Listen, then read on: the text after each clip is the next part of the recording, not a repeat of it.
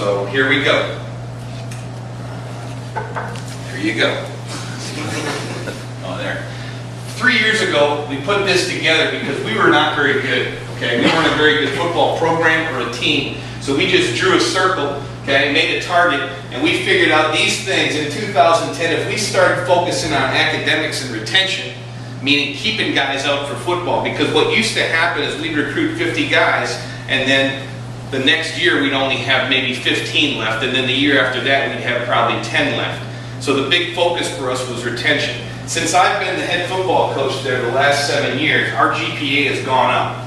When I became the head football coach in 2007, our team GPA was 2.4 and is currently 2.78. So every year it's gone up, and our goal is to get up to 2.8, 2.9, and eventually 3.0.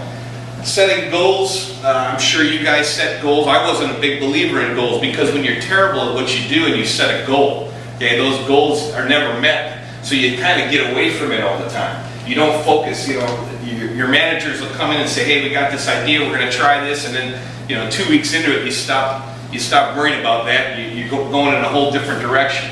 Shared values, we develop them, we write them. Scopes are individual meetings. For instance, if you're a manager of a group of 10 people, if I was in charge of the company, I would force you to sit down with those people individually at least 7 times a year and talk to them about things, and I'll show you what that's about. And then a win now philosophy.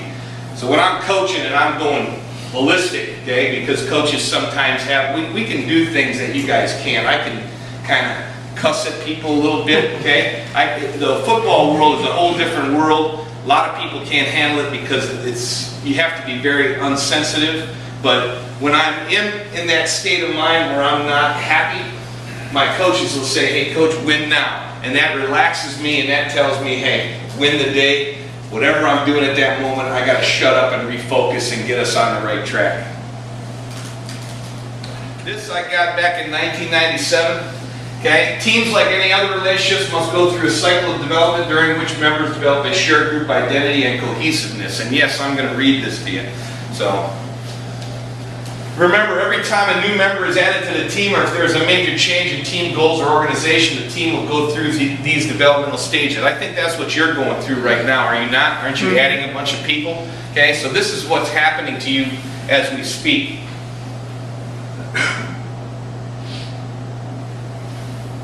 Yeah. The 4 stages: foreman, storeman, norman, and performan. Has anyone ever seen this before? Communications classes. There you go. Okay, I live my life off of this thing. Foreman, storeman, norman, and performan. Whether you're married, okay, you can go through that. Any relationship you have with an individual, you'll go through these. And as I talk here today, you'll be like, some of this stuff will hit you pretty hard, saying, "Oh, that happened last week." So this is how I explain it. The team may accomplish very little at this stage. There is still much uncertainty about the program's shared values. Trust hasn't been built. There's little discussion about what's expected and how the team members feel about being a part of the team. So how many of you knew that was coming today prior to today? That's an example of it. You're kind of just forming. Some guy says, hey, we're bringing this guy in to talk to you, and that's exactly what happened. Team members are looking to the team leaders during this stage to provide guidance and direction in developing the ground rules about how the team will operate. Team leaders and the members try to avoid controversy. This is big, okay? I don't know how you operate here, but I know for a football team, 153 guys are walking in. We know we're going to be foreman tomorrow, okay? Everyone's going to be happy, everything's going to be going good, and then reality is going to set in a hurry. So we try to keep things safe when we start a new job or go in a different direction. Then comes this stage. Whether you're a coaching staff, whether you're a business, this stage brings conflict and competition to the team. Team members are struggling to find ways to work together. They're trying to find a way to achieve success, although there may be serious disagreements about goals and objectives. Okay, I know you guys are all smiling here, so I know you don't have any problems. Okay? But think about it as we're talking about it here. Conflict results from some team members' attempts to dominate the team while others remain silent. In order to lead the storming phase, the team needs to acquire a problem-solving mentality. Okay, they're still not yet producing as a team. The only way we won last year, okay, was the fact that we had a problem-solving mentality. And we've been doing this for 7 years. I've been giving this same presentation ever since I became the head coach. And it took us 7 years to really develop into a program where we can Go out every day, and if something happens, I don't need to be there and answer all the questions. I don't micromanage. I teach my managers to run the company. So if I'm not there, they can run it. Norman, gradually the team comes together. They begin to focus energy on tasks. They agree on goals and objectives, bought in, accomplishing them. This phase is typified by goals being met, acknowledgement of individual members' contributions, and cohesion. Team members trust each other. They share feelings, solicit and give feedback, work to maintain safe atmosphere they've created. The team leaders must work together to encourage feelings. Members may be holding back so not to create conflict again. During this stage, a team is moderately to highly productive. Performing. The team is very comfortable now and work together smoothly. Team identity is complete. Morale is high. Team members organize themselves in highly flexible ways. It's important to note that reaching the performance stage does not mean smooth sailing forever. During this stage, the team is highly productive. Now, here's what I say. Stages of team development: foreman, storeman, Norman, and performance. Where are you? As a head coach, okay, I have a relationship with the administration, and I'm very conscious of this slide right here. I physically and mentally try every day to be in this stage with my administration. They don't know anything about this, but I do my best to work with the athletic director and be in the performance stage, which means this. I don't try to antagonize them. I try to work with them. I try to communicate with them all the time because I want to be in the performing stage with him at all points. Athletic department. Well, any of you know anything about Oshkosh, we've had a huge turnover in coaches in the last 6 months that is unreal. But the reality of it is, since I've been here, I've tried to be a team player. In the past, all the coaches kind of went in their own direction. No one worked with each other. And I've been kind of the catalyst to say, hey, I'm going to come into this job and I'm going to work with all athletic department teams, male, female, whatever, raise money, try to help everybody. My own staff, as I said, I have 28 people, and then the team itself, which comes in tomorrow. I will begin immediately trying to get us to the Norman and performance stage with that team as soon as they walk in the door. That's what I feel my job is. Now, as a head coach, I realize with 28 staff members, an AD, and a bunch of other coaches, that they may not be where I am. For instance, I may think that Kyle was a player of mine, I may think that he and I are in the Norman and performance stage, but Kyle hates my guts, okay? He's in the storming phase, so you have to be aware as a leader where everybody is. And that's part of that scope concept where you sit down and talk to people and find out. You think everything's okay, right? And then you find out that people are ticked off and things, so that's a way to resolve conflict. Makes sense. Any questions on this? This is how I live my life, and I have done it since I became a head football coach at high school in 1997, got this in 1998, and used it ever since. Coaching coaches, okay? You have managers here, yes? Raise your hand. Managers who manage people, okay? You're a coach. I hate to tell you that. I know you're in business and you deal with money. I just deal with wins and losses. It's the same thing. Okay? Here's what I say, respect the place, okay? So don't look at it as a football thing. It has nothing to do with football. Respect it, respect each other, rely on each other, okay? So everyone has to be on the same page. Everybody needs to know what's expected. Everybody needs to know what's accepted. And here's a big one, and this is a problem with young kids. They all need to do what you're asked to do. How many times do you ask someone to do something and, they quite didn't do what you asked them to do, so you got to go back. I don't know if you have that problem here, but I see that a lot with the younger generation, is they have a serious problem when asked to do something. They tend to want to do their own thing. You never learn anything until you accept to act upon it. My job is to give proper time to meet with all coaches on the staff, okay? And this was a huge thing in 1998. I thought coaching was about the X's and O's, and I know a lot about X's and O's, but really it's about managing people. So continually remind coaches what we want to accomplish, what we want to do, and what we want others to do. Explain what's wanted in this business and how you're going to achieve it. And here's the big one. When I got hired at Menominee Falls High School as a head football coach, the superintendent brought me in his office and he said this: "You will not be friends with your coaches." That's what he said. Dr. Shaw, he's about this high. You want to talk about a Napoleon complex? That man had it. Okay? He said, "You will not be friends with your coaches." I walked out of that office and I said to myself, man, that's really stupid. Okay? How can I not be friends with the guys I work with every day? He also told me I couldn't go into any bar in Menominee Falls, which isn't very stupid, but okay, those were my instructions when I became the head coach. So I came up with this. There's two relationships I tell all my guys that work for me. There's a professional and then there's a personal. For instance, a kid I work with, Craig Stenbrock, and I call him Stenny, he is by far my best friend. Now, he's only 30 years old, I'm 47, okay? I'm not his best friend, okay? But I need someone to fall back on. He's my best friend. We have a very good personal relationship. But I can tell you right now, when we walk on the football field, okay, he knows I can tell him what to do at any time. So we have two relationships, and this also works with our players as well. List coaches primary and secondary duties based on strengths and weaknesses, and I'm sure when you hire someone here, you have a list of job description. Okay, we do the same thing, but the problem I've seen is I hire someone to do this, this, and this, and by the end of the year I realize they've done this, but the other two things they're no good at. So what we do is brand them immediately. So I tell you, come in, let's say you come in to work for me, you're going to be a video guy, you're going to do video. After that first year of video, then you're going to ask me if you can go into recruiting, you can go into possibly doing some coaching on the field, and then we assess where you're at and we move you. I know when I got hired here at the university, they gave me a list of 31 things that I was responsible for. Okay? After 4 years of doing the job, I went in for my evaluation, and I knew out of those 31 things that I was assigned to do, I only did probably 8 of them. Okay? And I touched probably 5 more of them, and there were things I refused to do. And that guy in charge never called me out on it, but I would ask him all the time, can we change my responsibilities, because I really don't do this. So why is it on there? And let's go back every year and, what am I good at? What's the funny part about this story is he said I was not good at fundraising. Okay? Since I've been the head coach, I've raised probably damn near $750,000. Okay, so he said I wasn't any good at it, but now I've been proven to be one of the best fundraisers that the department has ever had as far as coaches go.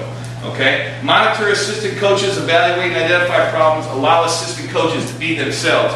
This is really a message for me. When I started as a young coach, a young manager, I thought everybody had to be as passionate as me and as crazy as me and work till 10 o'clock at night and do all those things.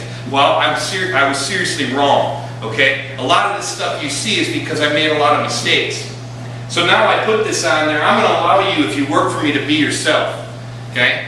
If you can't tell, I'm going to be passionate, as you said. I'm going to be emotional. I'm going to tell you what I think, but I don't expect my other coaches to be like me at all now.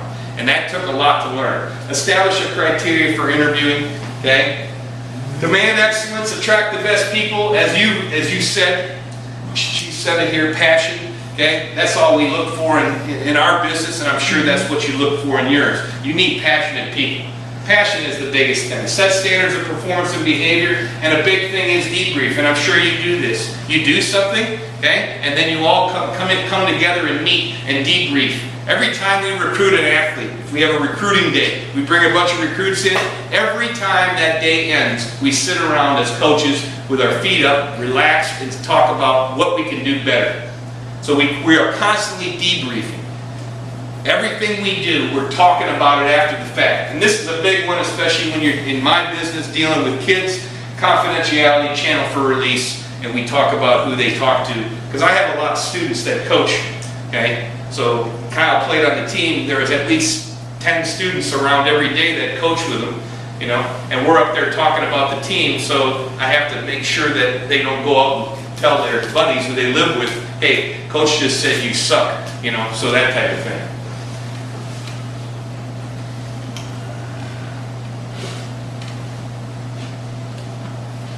Is there something I can push? Oh, there we go. Every decision is based on what's best for the program. My job's real easy, and I'm sure your jobs are too. If you answer this question, that's how you make a decision. If you want to let someone go, that chair is pretty uncomfortable, isn't it?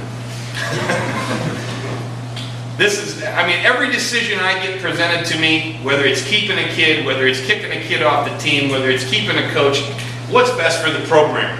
Okay? A week ago, we had a guy come, he coached with me in 2007, he walked through the door. Now, I have 28 people that work for me, and this guy walked in and said, Coach, I want to come back, I want to coach with you. I said, well, I can't pay you.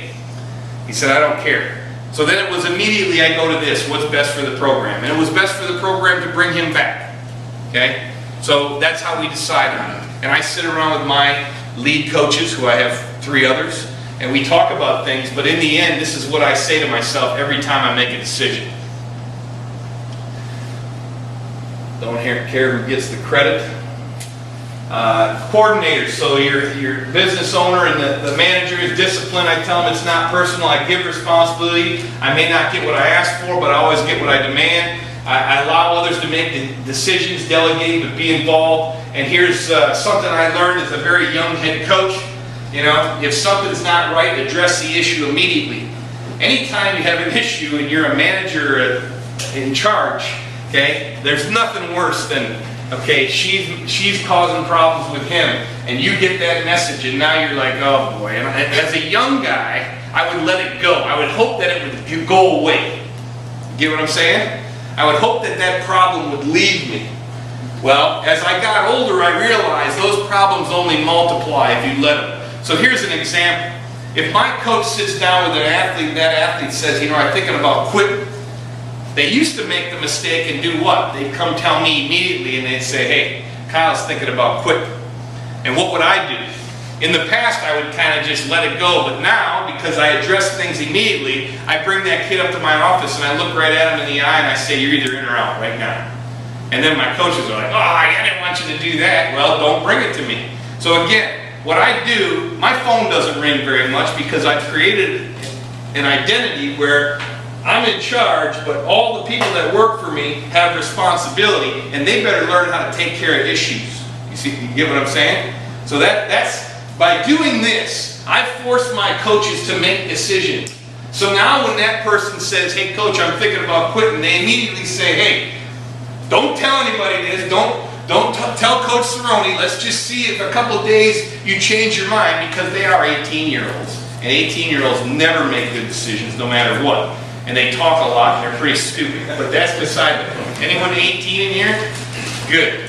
That's a good thing. So this is something that I think is critical as far as team building, managing, as far as dealing with issues immediately and solving the problem. Assistant coaches. I pride myself on the fact that I was a lot better assistant coach than a head coach. Why? Well, this is why.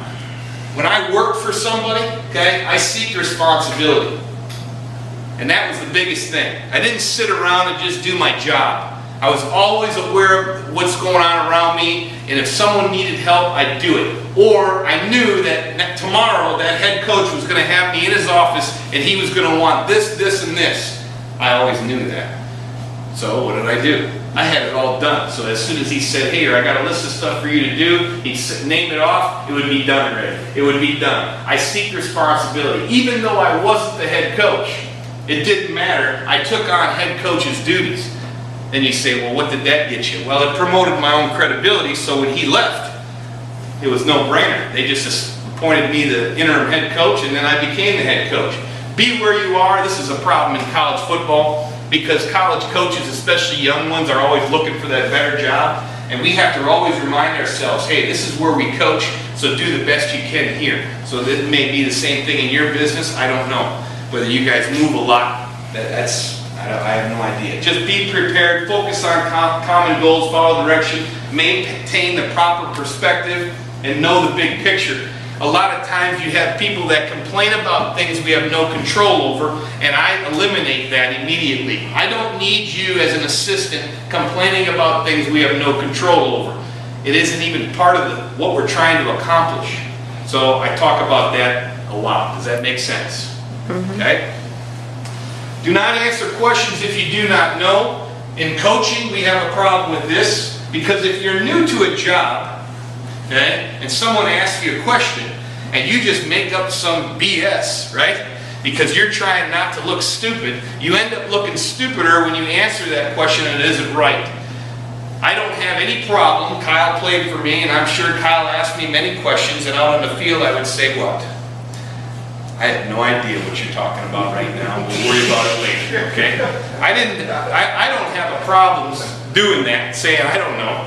So I follow that rule to a T, and I make sure young people follow it to a T so they're not screwing everything up. Offer new ideas within the system you work, and don't be a file dropper. There's nothing more that people hate than if I ask you to do something, and then you go give it to him, and then he gives it to her. You see what I'm saying? Those are file droppers. I gave it to you, get it done. So that's what we talk about too.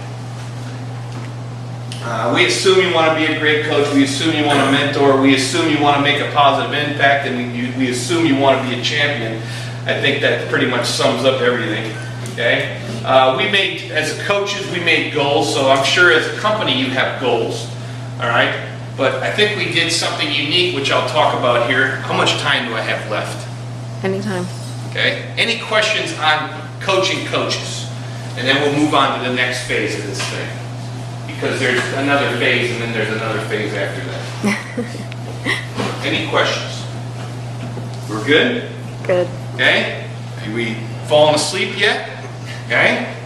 We made goals, as coaches, when I'm talking about the top of the tier, we sat around and said, this is what our goals are, national championship and make you a man. That's what we do. That's what I do for a living.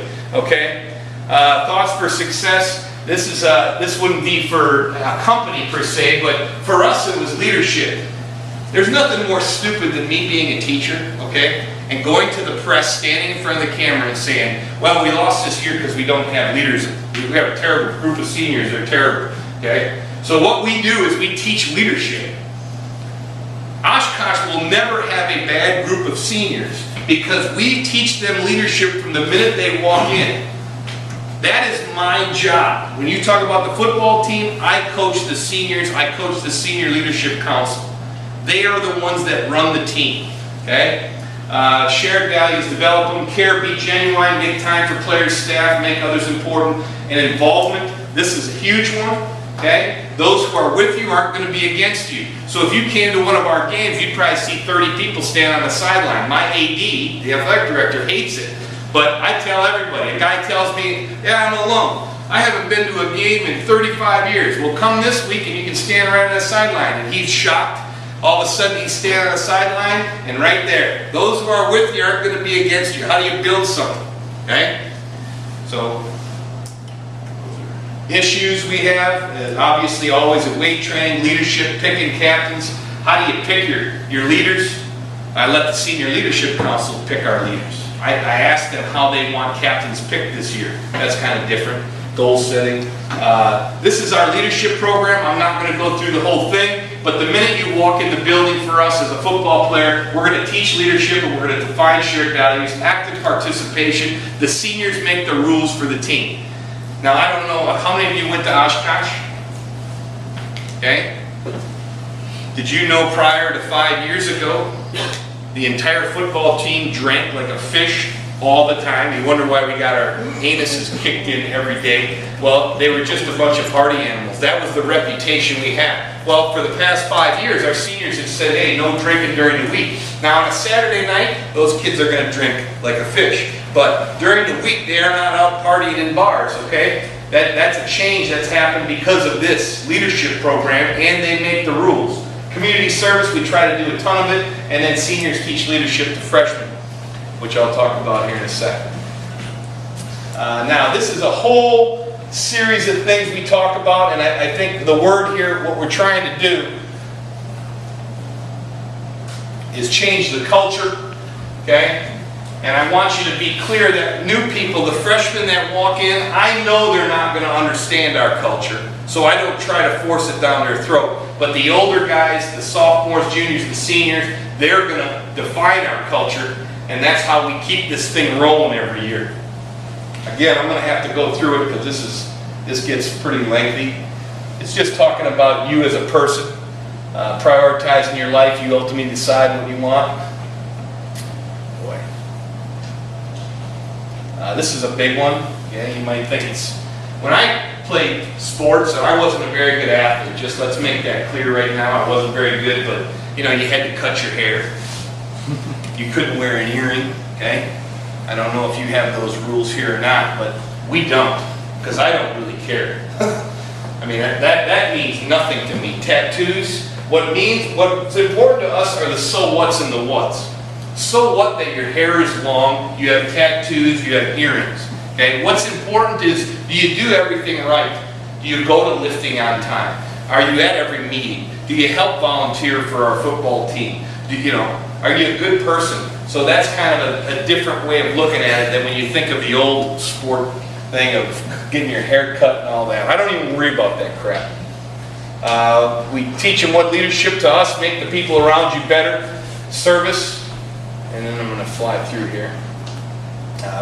This is one that, just like we talk about with our coaches, personal versus team, we also discuss it with our players, okay? That there's a relationship here, personal versus team, being able to separate the difference. I'll give you an example. 4 years ago, I had a quarterback and a running back, same age. Well, after one weekend, the running backs took the quarterback's girlfriend away from him, as you all can imagine. That was a conflict. So I immediately brought them in the room, put up this screen, and said, listen, your little dealings with the girl are a personal problem. It doesn't affect the team in any way. When you're in this building, you guys are going to work together. When you're out of this building, you're going to deal with her in a different way. So he stole her girlfriend away. So that stuff does happen. We deal with it. But at least we have a way to deal with it. This is what I'm worried about this year. Okay, we weren't very good. We were really good last year. The old culture comes back when people feel the job of change is complete. That's my job now. I cannot let these guys think that we just because we won once, that it's going to happen again. So it's never complete. What is our biggest problem? I'll ask the Senior Leadership Council what our problem is, and we'll deal with it. Okay. One thing is, our seniors this year are a little self-righteous. They're good people. A lot of them don't drink. A lot of them think their crap don't stink. So I have to deal with that, and I have to bring that to their attention, and we'll take care of that issue in a hurry. This is a big one. Legacy, we talk about this all the time. For instance, Kyle's class. I mean, that's a pretty good legacy to have, to be the best football team ever in the 118-year history of the school. I think that's all you can ask for. And then finally, that's the end of that. We assume things, they want to be leaders, we want to be the best athlete. We assume you want to graduate, we assume you want to make a positive impact, and we assume you want to be a champion. What I do now here is, like I don't know who's showing me around here, she's not in here, but she said, some people don't even know each other in this company. Well, what we do is, people don't know who the chancellor is, so I'm going to show them a picture of the chancellor. So if he's ever out at practice, at least if you're a freshman and not part of our program, you know who the chancellor is. So I'm going to introduce all the important people. And the reason I do this, okay, this is Jill Endries, the Director of Admissions. The reason I do this is because about 7 years ago, one of our players was lifting in the weight room. And the volleyball coach decided to tell this player to go do something. Well, he didn't particularly like it, so he told her to go F herself. Okay? So what she immediately did? She immediately came running to Colf, where I work. She ran in there and said, "You can't believe what this kid just said to me."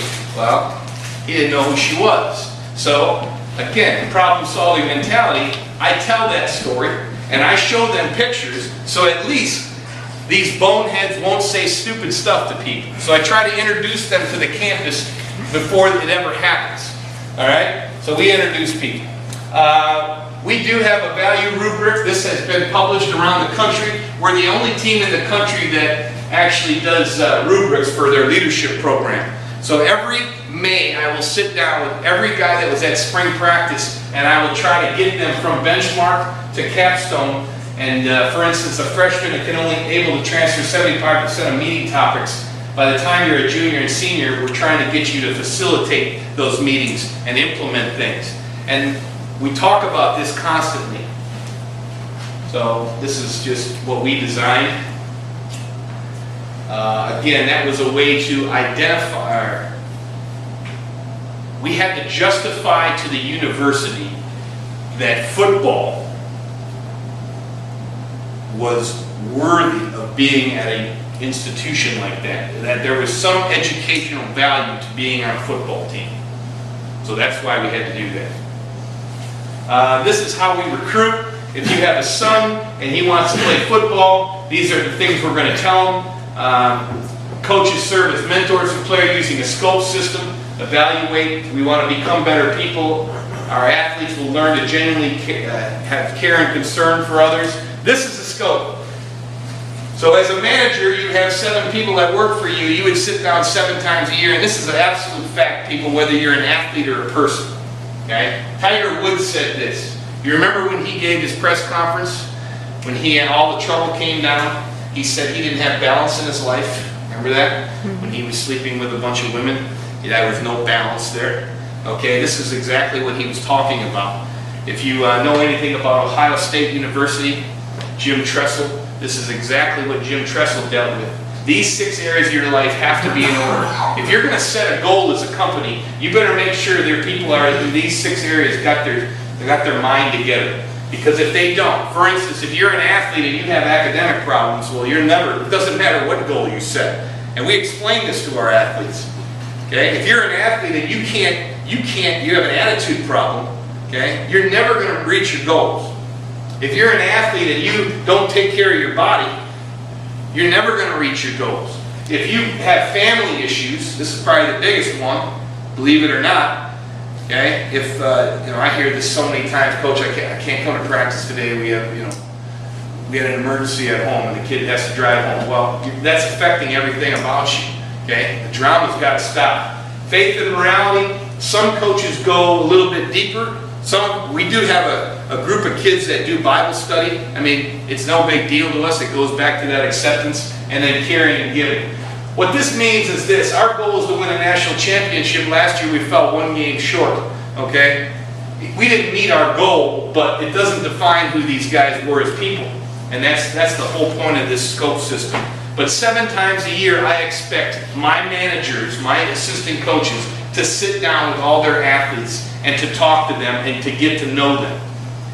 And as a leader, if you can imagine, I don't deal with a lot of problems. I don't scope athletes. As an assistant, I did. But now as a head coach, I don't. I'm the one that makes all the decisions.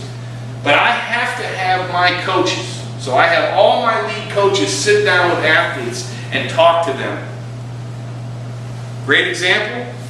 This kid was having a bad day in practice 3 years ago. I'm ready to just go off and be me. And the assistant coach says, Coach, he just found out his grandpa has cancer. So then, instead of taking my frustration out on the kid, I took my frustration out on the coach and started screaming at him saying, why the hell didn't you let me know?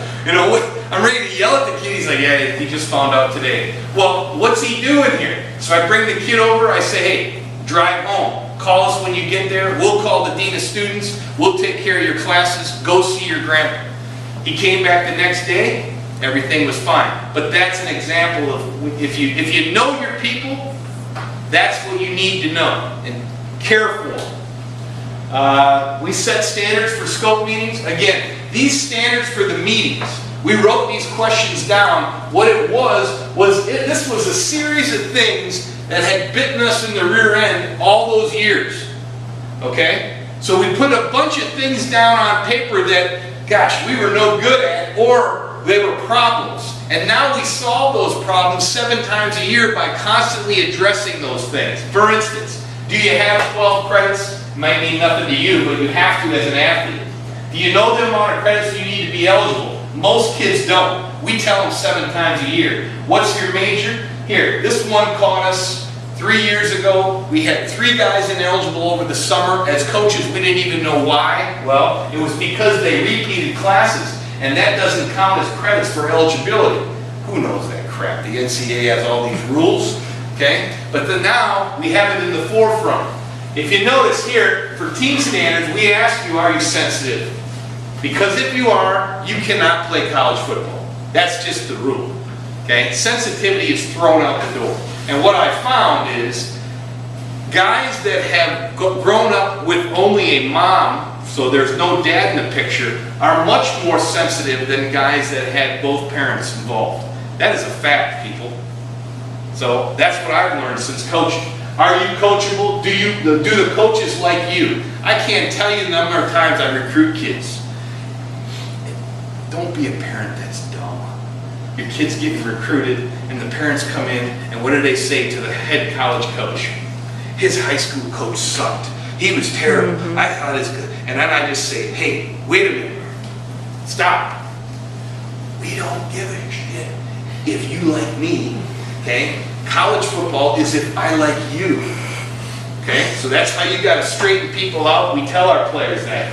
Accept your role on the team, and then so on and so forth. We'll ask this question, okay?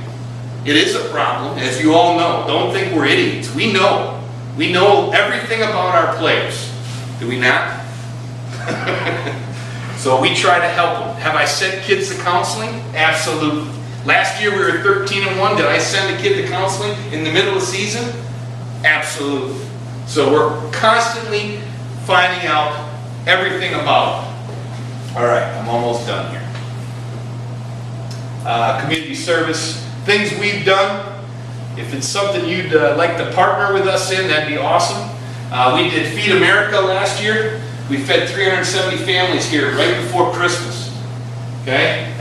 So this is how this works. If that's something, your company, because I'm already teamed up with Res Life on campus, but it's a one-day shot. We go out, we feed 370 people, we raise $2,500 and feed. I mean, you can't imagine how much food we gave them. So we did stuff like that. We always, Habitat, we helped, Polar Plunge, the Honor Flight, the one that just left EAA for Vietnam. I actually got to fly on it this year. This is the 5th year we helped them, and I flew with those guys to Vietnam, to Washington, D.C., to the wall. It's quite an experience. Boys and Girls Club we do a lot with. So, I mean, any way you want to get involved with that would be awesome.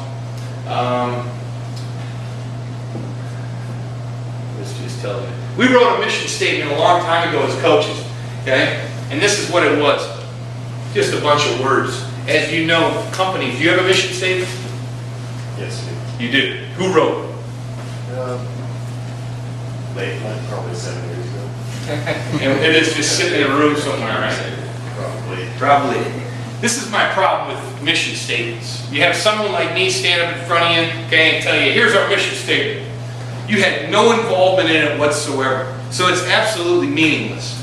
We found out that we wrote this, I read it to the team, okay, this was 4 years ago, and said this is what we're going to live by, and no one cared. Nobody cared, okay? So, but we have one, and it still hangs in our room. Okay, we have a philosophy, real simple. Every part of our program has a philosophy. We have a philosophy how we play defense, offense, special teams. Okay, anything we do, that's our philosophy. A pretty stupid one. Tradition. When you're really bad, like we were, someone said to me one time, "You got to tell people who we are." I literally sat down and made half of this crap up. I put on here top 3 defense in the league, top 3 offense in the league. At the time, we weren't even close. I said, that's a tradition. And I started showing our players this stuff. Well, for the past 2 years, we have been way up there. Okay? So even though I made it up, it began to come true. You get what I'm saying? Now, I added this one after this season. I didn't say we're going to be champions. I just said we're going to compete at the highest level every day. I generalized it. I wasn't going to be stupid and say, oh, we're going to be 13-1 next year again. No, we just added that. But these are the traditions we have. They're pretty lame traditions, but when you don't have a tradition and you're trying to build one, this is how you got to do it. You got to let people know where you stand. Shared values. 2010, here's what we wrote. Coaches wrote these shared values. Okay, pay attention to this now. This is where our program is different than any other. We wrote these. I had 2 other coaches write them with me. We gave great presentations, stood up in front of 130 guys, talked about faith and belief, great PowerPoint presentation. We talked about team, discipline, had handouts, did it all. It didn't mean anything because the mission statement and the shared values came from who? You. So, what happened? In January of 2011, this guy was a little stressed out. I was a little tired of all this crap. I was tired of standing up in front of people, talking, and not getting my message across. So in January of 2011, I had a senior council meeting, and I said this: you will write the shared values for our team next year. You will write the mission statement. You will write the goals. And I'm out of it. And you will present them to your teammates. Because if you don't get them to play with you, it's done. We aren't going to win a game. I don't care. I can't stand up there and motivate you anymore. So what they came up with, okay, is a theme called Water the Bamboo. And if you know anything about bamboo, okay, giant timber bamboo, the first year you plug it into the ground and you water it, what happens? Does anybody know? It doesn't grow. The second year you water it, what happens? Doesn't grow. It doesn't grow. The third year, it doesn't grow. Our seniors in 2011 had gone through a 4-6, 4-6, 4-6 season, from freshmen, sophomore, juniors. It was their senior year. I said our theme is water the bamboo, study the bamboo. In the fourth year of watering giant timber bamboo, what happens? Anybody know? It grows 1.5 feet a day. So I came up with some theme, okay, heard it on the news, figured it out. Said our theme is water the bamboo. Gave them the pamphlets. We watched the video. They understood it. It was something they could relate to. Yeah, we were 4-6, 4-6, 4-6. Okay? So, here's what they did. They wrote a mission statement, and they put bamboo behind it. Kind of a neat idea. I could have never came up with it, just like you people are so creative. I love creative people. I love talented people. They wrote this mission statement. So now what do? We threw it up on the wall. We made a huge poster, threw it up on the wall. So what do you do with that? Well, we went up to Hobby Lobby and we bought stupid bamboo sticks. And you say, well, what did you do with them? Every Thursday we have a scout report meeting before our games. I made every senior stand up and hold that bamboo stick and give a word for the week. And all I said was, I want you to tell us what you're going to do to win a game this week. And they were all put on the spot. They had to stand up in front of the entire team and say, hey, my word this week is trust. We need to trust each other. And I found out this. As a head football coach, when I stand up there, it doesn't have half the impact when they're standing up there. Does that make sense? Okay? So they wrote this. Then what they did is they wrote their shared values. So that year they wanted to pick captains, and 2 guys got the highest number of votes, and they told those guys, you're going to stand up in front of everyone, and you're going to tell everyone what our shared values are. So I had players stand up and talk about shared values. What I've done is taken the entire responsibility of coaching, okay, and put it on them and said it's your team. You win, you lose, it's on you 100%. And this is where they went with it. Okay? They wrote their own shared values. It worked pretty good. We went 7-3. We lost a game in overtime that we shouldn't. We probably should have made the playoffs, but it was a great season. So in 2012, we do the same thing. The theme was iron sharpens iron. Okay? So our theme was iron sharpens iron, and our seniors, Kyle's class, wrote a mission statement. They all sat in a room. I leave the room. They wrote it together. Now this is a yearly thing. Okay? So that's what they wrote. What was great about this class is that they only picked 4 shared values. And what I did is I had that captain, his name was Tim Filter. Tim Filter did this presentation during August camp. He did it, I think, once in September. I had him do it once again. He maybe did it 3 or 4 times, I don't know. But all I would do to that guy is I would say, Tim, today I want you to present the shared values. We need a little pick-me-up. So he would go through all this stuff and tell the team exactly where we were. And we were pretty good, so we were rolling, and it was working. And what we had is pieces of metal on the side, because this thing, I actually bought swords. My coaches and I bought real swords from the movie 300, you know, from the sword shop. Okay, so they were actual real swords that hung up on the wall. It was a beautiful display. Okay, so we made it as real as possible. They presented the shared values. And then this was the big one. Well, it's not on there. Their goals, they said, Coach, we only want 2 goals. Win the conference championship and win a national championship. I said, they're like, can we do that? I'm like, you can do whatever you want. It's your team. I'm not going to touch it. So that was pretty good because we came 1 game short. This year's mission statement is right here. The seniors in January wrote this. There's 23 of them this year. Last year we had 19 seniors. This is their shared values. They wanted to put their shared values this year in question form. Okay, again, come to me and say, can we put it in question form? What do I say? Do whatever you want. It's your team. I'm not touching it. But you better present it. Now, let me clarify something. They did this presentation during spring practice. Okay? So picture this. I said, hey, you're presenting your shared values. So you got 7 dorks standing up in the front of the room, okay? You know, football players. And I'm like, okay, present them. Let's go. And you know, they're like this. Yeah, well, you know, are you doing the right thing? You know, they did terrible, is my point. Okay? So after that meeting, what do? Address it immediately. You have a senior leadership council meeting, and I say, you guys suck, okay? That was horrible. You know, is anyone going to play for you? And then I paraphrase what they were saying, and they're like, no. I'm like, then you don't get it.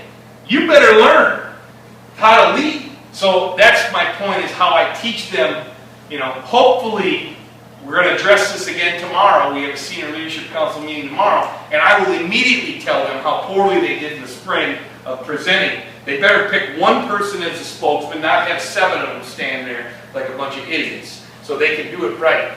Because, again, it's critical to be a winner in our business. You need the underclassmen to play at a high level. Does that make sense? And I don't know what it is in your business that is going to, you know, but that's what we found to be the key. And this is how we've done it. I think that's it. Oh, this is their goals. I'm sorry. For this year again, they use the same ones. And then this is what I allowed them to pick the theme this year. In the past 2 years, I picked the theme. Now we're evolving into more. Burn the ships is their theme. What is the context of this? At senior class, what's the context of burning the ships? Does anybody know? Can't get off. You have to work from where you are right now. There's no going back to where you came from. No going back to what? To the Where ship. you were before. You can't go back to the ship. Meaning, what's the ship's context? Losing. Losing. Status quo. Yeah. So that's their theme that they chose. And you know, you got to be creative here. What we're doing now is we've got to.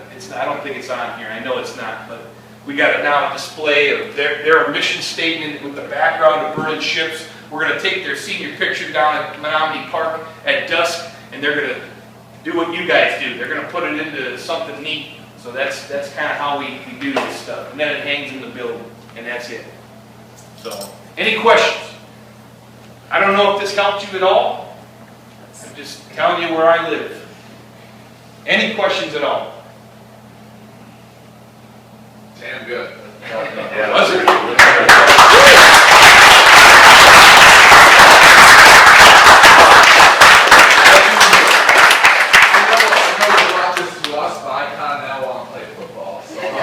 Sorry guys, I'm leaving. Don't do it.